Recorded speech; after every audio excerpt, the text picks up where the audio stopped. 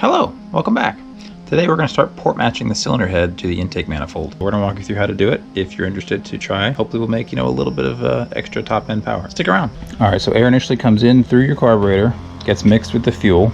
Then the air goes into your intake where it gets distributed to the different cylinders. It comes out through the intake ports, and then it goes into the intake ports on the cylinder head, and it goes into the combustion chamber, which is where it gets compressed. What we're trying to make sure we don't have is any kind of obstruction to flow. To make power, you need smooth flow all the way from your carburetor all the way to your combustion chamber. Any kind of size difference can cause weird turbulence that can make things not happy. So we're going to match the intake to the gasket, and we're going to match the head to the gasket, and that way when they're all bolted up together, there's no big step down right where the air comes out of the intake into the cylinder head. There's your crash course in why we're doing what we're doing. The tool we're using is a die grinder.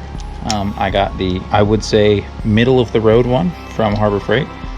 It's got a nice carbide bit.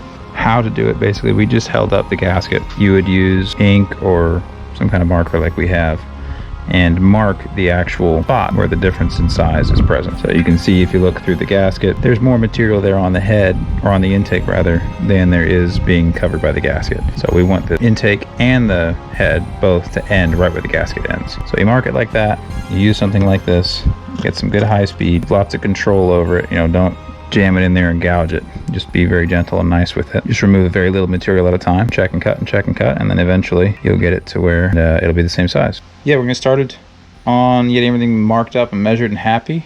I don't know how much we're gonna get done today, but we're gonna get some done. We have our gasket mounted up nicely. All this material here, all this material here. Now we're not necessarily worried about the actual port volume because we've got a push rod journal that's right here. So we don't really want to remove too much there. But what we want to do is we want to smooth it so that there's no edge here.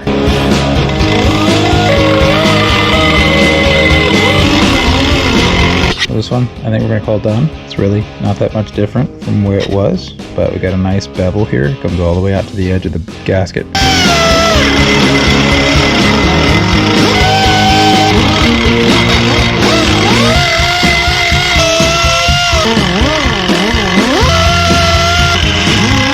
We're going to call that good. Hold that gasket up so you can see it. These heads are actually pretty close, so we're probably going to leave that as is for now. So we're going to move on to the intake.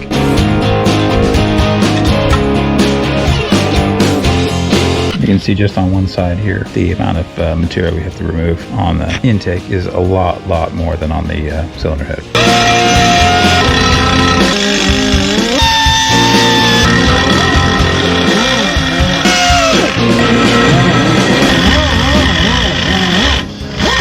Be really careful with aluminum intake, or if you have aluminum cylinder head, these carbide bits take off a lot of material.